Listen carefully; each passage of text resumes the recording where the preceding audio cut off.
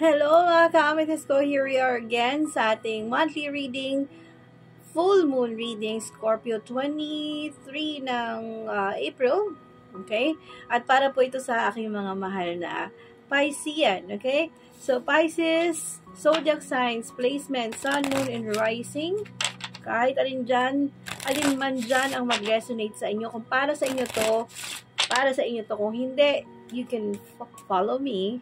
Go ahead and check the other videos and see your sun sign by checking your birth chart. Okay? So, first card para sa mga Piscean ngayong month of May, starting full moon April 23rd. Three of Hearts, pag-ibig. Third party, deception, anything related to that. Okay? But I can sense that let's talk about outside things besides you. Pag-usapan natin yung mga bagay outside your relationship, outside your career, outside your family, other people. Those are the type of third parties na tinutukoy. Hindi lang specific na tao, okay? Hindi lang specific na parang kabit. No, it's not like that. Nine of Spades. Maliban daw sa mga obligasyon mo, siguro may extracurricular activities ka pang ginawa kaya ka nahirapan sa trabaho, negosyo, or ginagawa.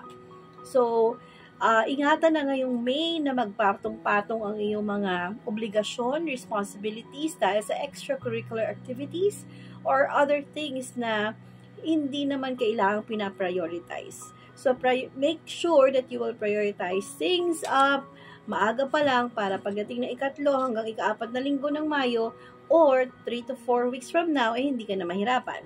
Dahil sigurado may mataas ang chance ng pag-alala, pagkakaba at pagkakaroon ng mga sleepless nights sa latter part ng buwan ito. So, be careful. Ngayon pa lang, make sure na maaga pa lang ang linggong to. Ngayong linggo pa lang na to, ano ka na? Prepared, naka-organize, naka-systematize. Dahil ang Taurus medyo up to Gemini, may kailangan systematic sila. Very busy, for sure. Pero kalmado itong panahong ito compared nitong nakaraang buwan. Kaya hindi ako gumawa ng video dahil sobrang toxic nitong past few weeks. Nine of Hearts, it's time for you to make plans. Unexpected plans, actually events will happen. Magplano ka man daw, mukhang may mga unexpected events na kasali ka.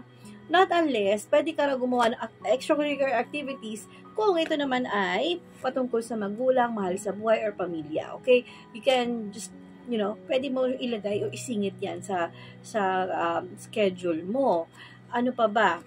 Piscean, 5 Club, para hindi ka raw mag-alinlangan or magduda sa mga desisyong gagawin mo first part pa lang ng May, pakiramdaman mo raw na hindi sa lahat ng pagsubok, trials, gera, or mga big events na nangyari sa mundong ibabaw na to, kailangan direct hit ka na agad.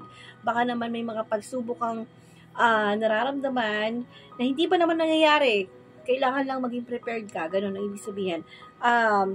Pwede nag-aalinlangan kasi baka tamaan, baka magkaroon ng gera soon, kapapanood ng balita. We are all aware about the things na pwede mangyari sa mundong ito, pero ang mga Taurus ko yata magiging sobrang mababagabag itong panahong ito. So, at the same time, sa kanya-kanya ninyong individual na pamumuhay, malamang ay makaramdam din ng mga pakiramdam ng pagsubok, dadaan ng challenges. Some of you might fell into an accident or relatives ninyo are mahal sa buhay, so maging mas maingat. Some of you will also get sick, so be careful of your health. May tendency din. Pero, bago pumasok ang June, definitely hindi na kasing lala ng pwede mong asahan at kaba. For sure, June may mga benefits or meron ka mga magagandang resulta na aasahan dahil sa mga pagod, sakripisyo, at hirap na gagawin mo ngayong May. Very specific. Wow. 3 of Club, maaalala mo raw ang kwentong to, itong sinabi ko, pwede may maaalala ka from the past or people will come back in your life, reconcile with you. Is it possible for you to accept them again? Pag pasaway na, hindi na pa ulit-ulit, di ba? Diba? Pag nagkaroon na ng red flag na maraming beses, tama na naman na. Yun ang ipapayo ko sa inyo. Kasi mataas ang chance na may mga bumalik sa buhay nyo na paulit-ulit lang din yung ginagawang kalokohan and you're accepting or tolerating it. What you can do best, I would highly recommend, is to listen to them and try to help them in a way na hindi naman paulit-ulit yung cycle of events na alam mo na. Okay? Pwedeng, hindi natin maiiwasang tumulong at magkaroon ng sympathy. Yan. Pero hanggat maaari, kung hanggat kayang iwasan, ay iwasan o hanggat kayang gawa ng paraan para hindi sila umabuso ng paulit-ulit. Right? So, may tinutukoy. Now, let's use my tarot card. Para sa aking mga Piscean, ang first card mo ay Four Pentacles in reverse means, yes, avoid or be careful overspending sa month of May. Maraming bakasyon na. Maraming pagsuswimming na gagawin. Malamang makapag-overspend ka nga. So, be careful. Yun yung siguro tinutukoy kanina. Baka dumami obligasyon pagpatong-patong tapos yung bills hindi na mabayaran. So, the Empress in reverse means posible ang ilan sa mga Taurus ko ay sorry. Ang ilan sa mga Piscean ko sa panahon ng Taurus ay makaranas ng scarcity or kakulangan, kakapusan. So, that's why you have to be very careful, mga Piscean.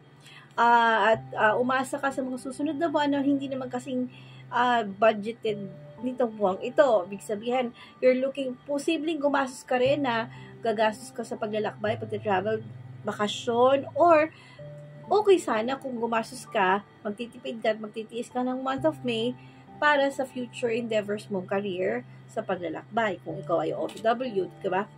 Last one. Yeah, definitely, most of you, yung mga kapanood dito, mukha talaga kailangan magtipid. There's a tendency na mag-overspend, kakapusin, may hirapan sa budget, sa finances, so be careful na kayo bago pumasok ang buwang ito, okay?